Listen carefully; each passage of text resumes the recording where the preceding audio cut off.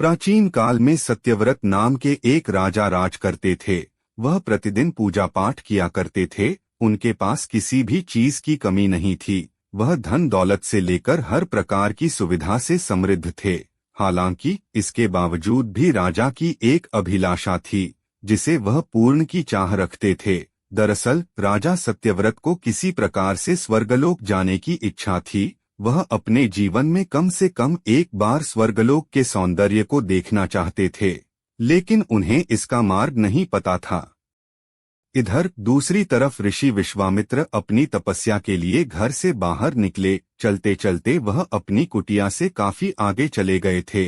काफी समय बीत गया लेकिन वह नहीं लौटे। इस कारण उनका परिवार भूख और प्यास से तड़प रहा था। राजा सत्यव्रत को जब यह पता चला तो उन्होंने ऋषि विश्वामित्र के परिवार के पालन पोषण की जिम्मेदारी ले ली। कुछ समय बाद जब मुनिवर लौटे तो वे अपने परिवार को कुशल देख काफी प्रसन्न हुए। उन्होंने पूछा कि उनकी अनुपस्थिति में किसने उनकी देखभाल की। इस पर ऋषि के परिवार वालों ने बताया कि राजा ने उनके पालन पोषण की जिम्मेदारी उठाई थी। यह सुनकर ऋषि विश्वामित्र तुरंत राजमहल पहुंचे और राजा से मुलाकात की।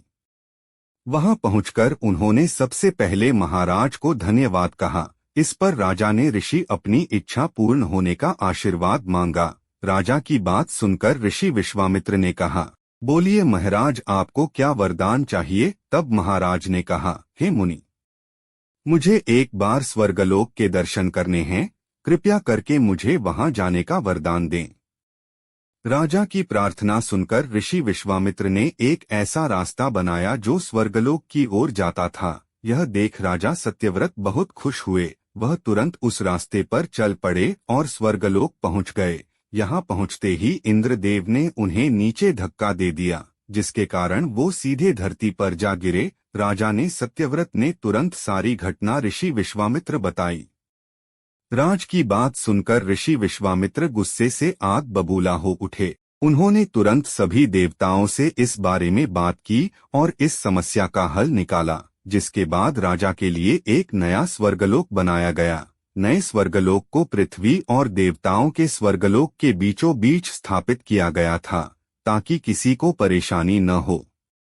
नए स्वर्ग लोक से राजा सत्यव्रत तो बहुत खुश हुए, लेकिन विश्वामित्र को एक चिंता लगातार सता रही थी। उन्हें डर था कि नया स्वर्गलोक कहीं जोरदार हवा के कारण गिर न पड़े। अगर ऐसा होगा तो राजा सत्यव्रत दोबारा से धरती पर जा गिरेंगे। काफी सोच विचार के बाद ऋषि विश्वामित्र को एक उपाय सूझा। उन्होंने नए स्वर्ग लोक के नीचे एक बहुत लंबा खंभा लगा दिया ताकि उसे सहारा मिल सके। ऐसी मान्यता है कि नए स्वर्ग लोक के नीचे लगाया गया खंभा एक विशाल पेड़ के तने के रूप में बदल गया। यही नहीं, कुछ समय पश्चात जब राजा सत्यव्रत की मृत्यु हुई तो उनका सिर एक फल में तब्दील हो गया। सभी से इस खंभे को नारियल का पेड़ कहा जाने लगा, जबकि राजा का सिर नारियल के रूप में जाना गया। यही कारण है कि नारियल का पेड़ इतना लंबा होता है।